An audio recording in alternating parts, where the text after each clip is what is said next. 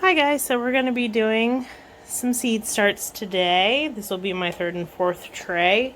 I usually use these Bootstrap Farmer heavy duty trays and then inserts of different sizes. With these guys, it's a 4 cell tray. And then my other ones that I used on the first 2 trays were 6 cells per tray. So gives you a nice large tray to work with. So what I normally do is I start with my seed starting mix. I usually do this indoors, especially in the cold. I have 2 glass bowls here. And what we're going to do is get some boiling water. We're going to split this bag up into these 2 bowls, and then we're going to get some boiling water, and we're going to sterilize our seed start mix. Sometimes when you get a seed start mix, they have things like fungus gnats and, unsavory things that are in the soil.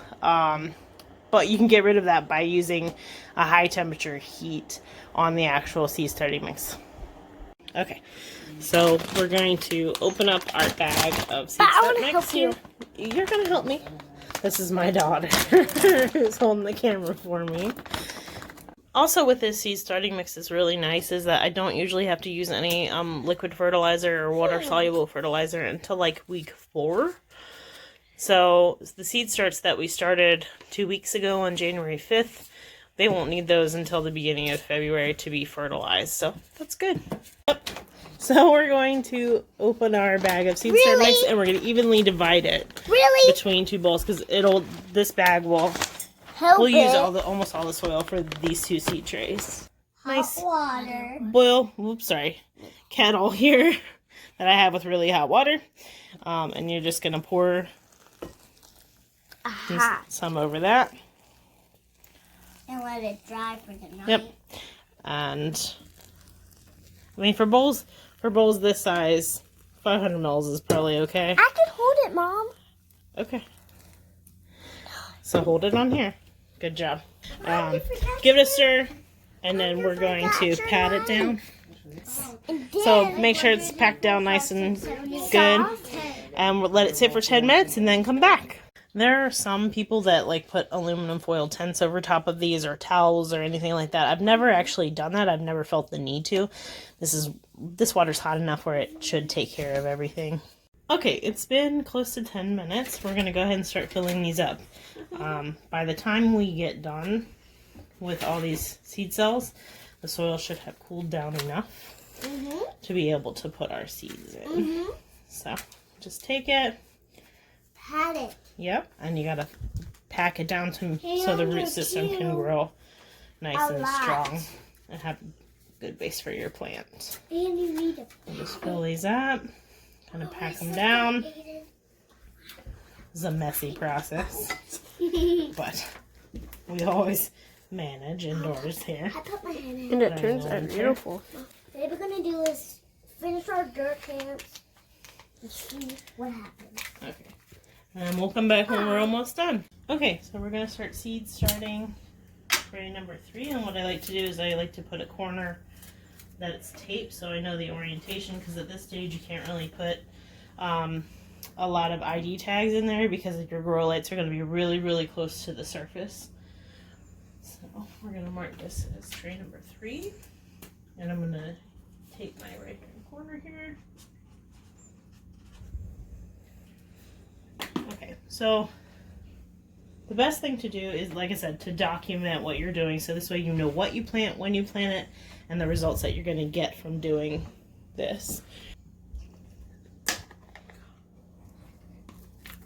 So what most seed packets, and this one is actually from Burpee, they'll come in and they'll show you how many seeds are in there and about how deep to plant something. How tall it's going to get, what zones it's already in. So there's all very important things for you to pay attention to when you are purchasing your seeds.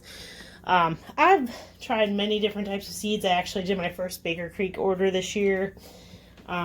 So that'll be very exciting when it comes in. With mint, doesn't really give a whole lot of instruction here on how deep to plant it. So a 1/2 inch to 1/4 inch usually is good for herbs. So we're going to go in there. And mint seeds are super tiny. I don't know if you guys can see. Tiny. And there's 200 seeds in there. So with them, I'm just going to do this. Kind of make a little bed in each one. And I'm going to pour some in my hand.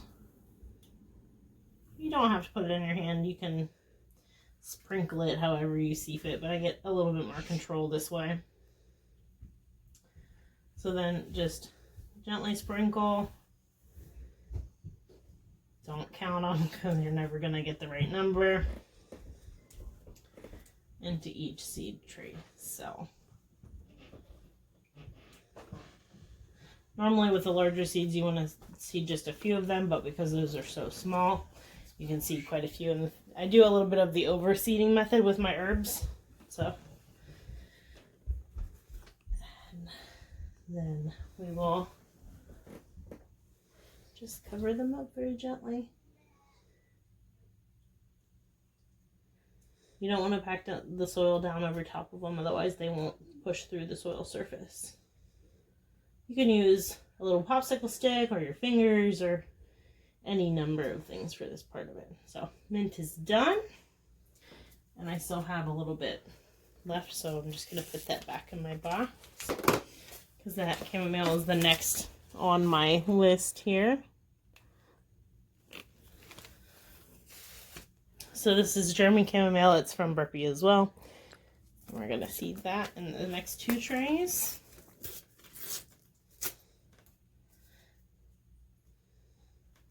I haven't had a whole lot of success with chamomile over the past couple of years. I keep trying to grow it and it'll grow for a little bit, but then the heat will take it. So started a little bit earlier this year and hopefully it'll be a little bit different. We'll get a little different result this year.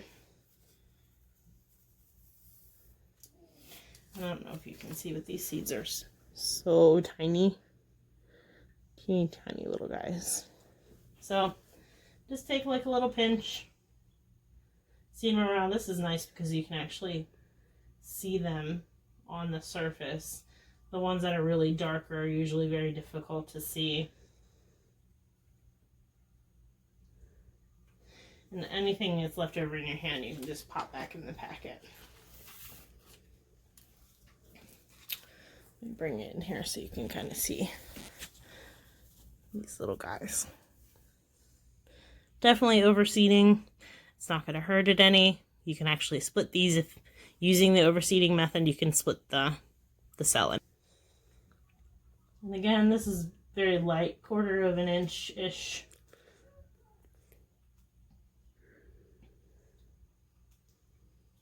Cover these guys. So sage seeds are great because they're larger. Makes it a little easier to control how much is actually going into the seed cell. So these are significantly larger, as I spelled one there. So we're going to come to our next spot.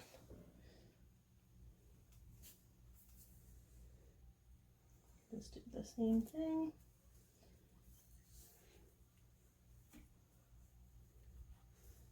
And I'm only going to do a couple here per cell. 2 to 3 is pretty good for these because they have a higher germination rate.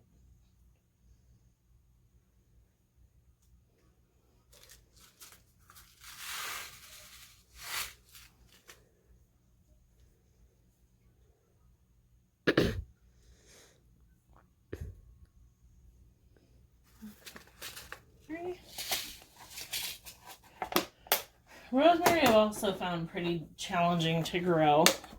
Once it's established, it's really great, but getting it to actually germinate is a bit of a challenge. Very similar to a lavender kind of situation where it doesn't germinate super easily. There's a little bit of a lower germination rate, in my experience. So rosemary is another one of those lovely aromatic herbs that are great to have in the garden.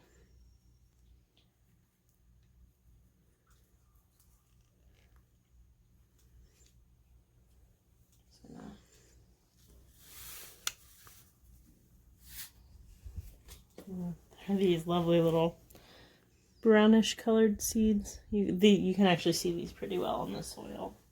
So again, I'm just going to overseed. You can also thin them out later if you get way too many.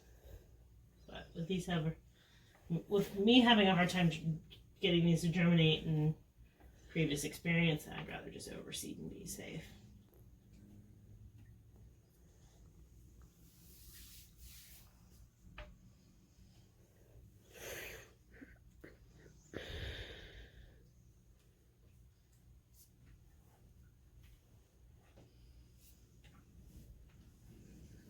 Next we have some lovely Emerald Tower basil. This is the first time I'm planting this particular type of basil. So we'll see what it yields.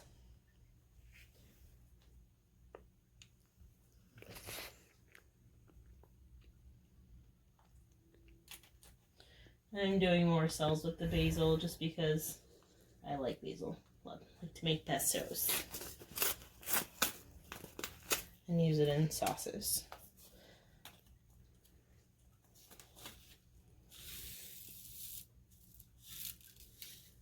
And seeing so many cells, I'm probably going to end up using most of this packet.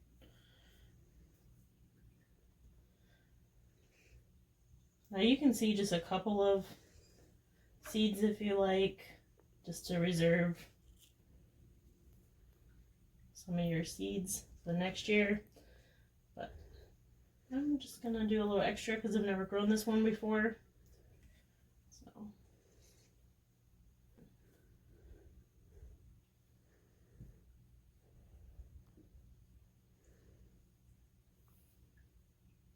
and that is it for tray number 3. You press that. So we just wrapped up, finished filling tray number 4. As you can see, there's some visual differences between this side and this side. I'm actually using 2 different mediums for this. So we're doing the Barpy organic seed mix, and then over here is the Jiffy. Just so you guys can see, there's little to no difference between the two. I get great results from them both. I've had better results since sterilizing the actual seed starting mix. When I didn't do that before, I had more issues with fungus and molds and stuff like that, on top of some other things that I was doing that weren't correct for seed starting. Okay, so we're going to start seeding. The first thing I'm going to seed are some long day onions. Now, I had a conversation earlier today. This is my second year doing onions. I had a great conversation with some other gardeners earlier today about when to seed start onions. I started my onions last year in March. We got to talking back and forth, and they were explaining how it's better to start them a little bit earlier. I still got a nice harvest last year, but my onions were a little on the small side. I thought it was because of how I co-planted them with peppers, but I'm starting to think that's not the case, so I'm going to test it out and do it a little earlier this year. So these are Walla Walla onions. They're a nice yellow onion that's sweet. Again, they're a long day onion. For if you're more in the south, you want a short day onion, but up here in the north, it's better to have a long day. So let's get some of these guys in. And with onions, it's great because you can overseed them significantly, and they split up nicely when you go to passage up these seed cells into larger ones. So just kind of give them a... And that's a funny name, Walla Walla onions. Sometimes I wish I knew the stories behind all of these different names. I've been doing some research and learning some of the stories that come up with some of the names, but not all of them. Just gonna put 8 to 10 in each one, and they should all pop up nicely. And then when you go to split them, you can split them very easily, and there's no detriment to the actual plant itself. And these you want to plant most onions are about a 1/2 inch deep.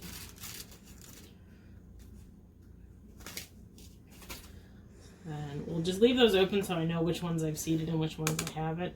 I'm going to do stir-in onion. Stir-in onion. So I'm going to do these next. These are also another long day yellow sweet onion. Just trying some different flavors of onions this year to see which ones kind of grow the best. You know, when you're starting out your garden, you gotta just think about, make a list of what you're gonna eat the most, and then start with that stuff when you go to do your garden for the first time.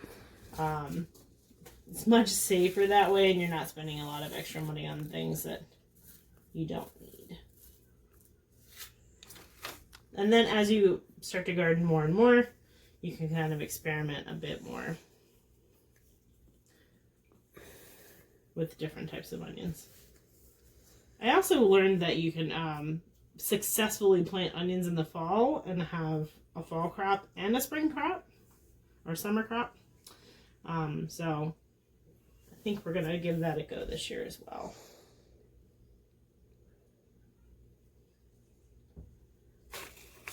So I've got both my yellow onions. So I'm also gonna do some evergreen long whites. These are really lovely for putting in stir fries. Good old scallion. And the best part about sterilizing your seed start mix is that you don't have to do any watering afterwards. It's all ready to go. You can just cover your seeds and put them on your grow station.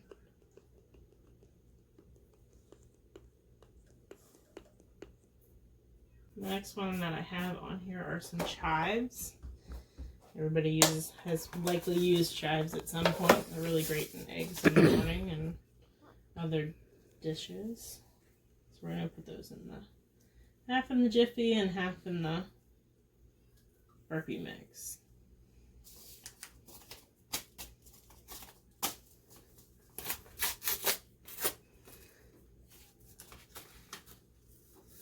And I like to grow onions all in the same, at least stuff that's in the onion family, all in the same tray. It does make it a little confusing if you don't label them, but that's why I also document exactly what's going where, so this way I know what is what.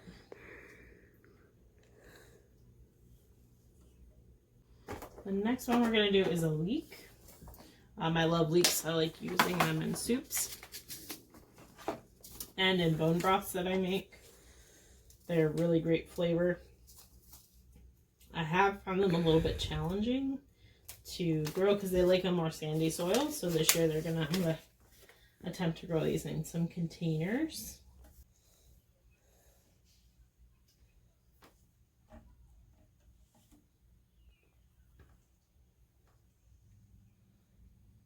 And again, it's one of those seeds that you can kind of overseed and cluster together. They split up very easily when you go to passage them up into the next seed cell.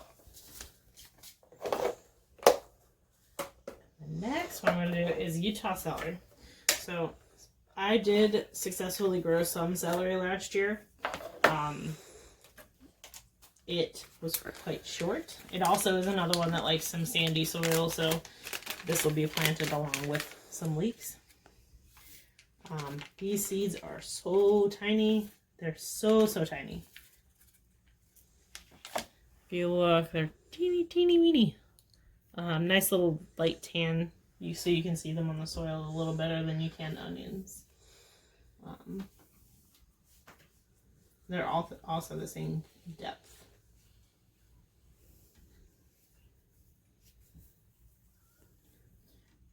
And the same, just take a bunch, put them in.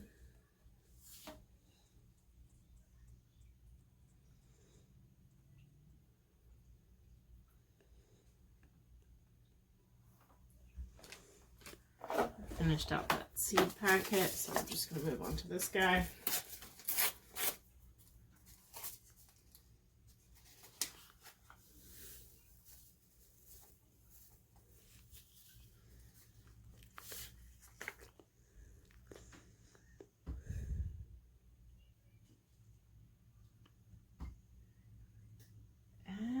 that's it. So we're just going to gently cover these guys. Just leaving the topsoil nice and light so it can grow through it.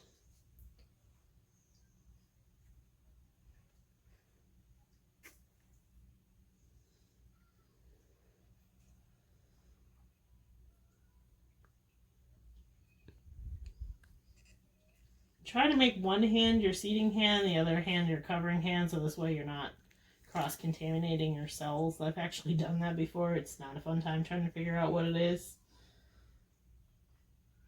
that you've cross-contaminated with other things.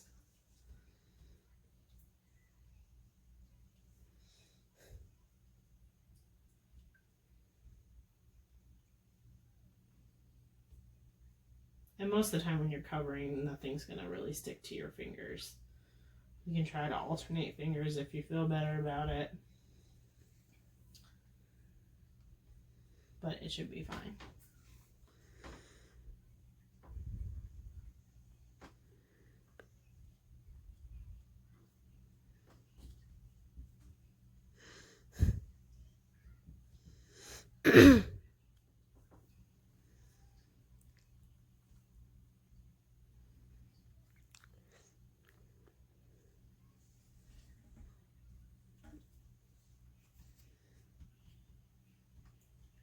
And that's it.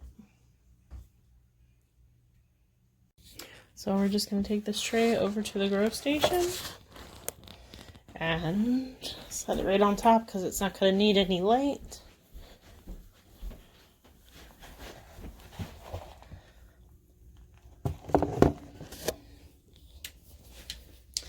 And there we are.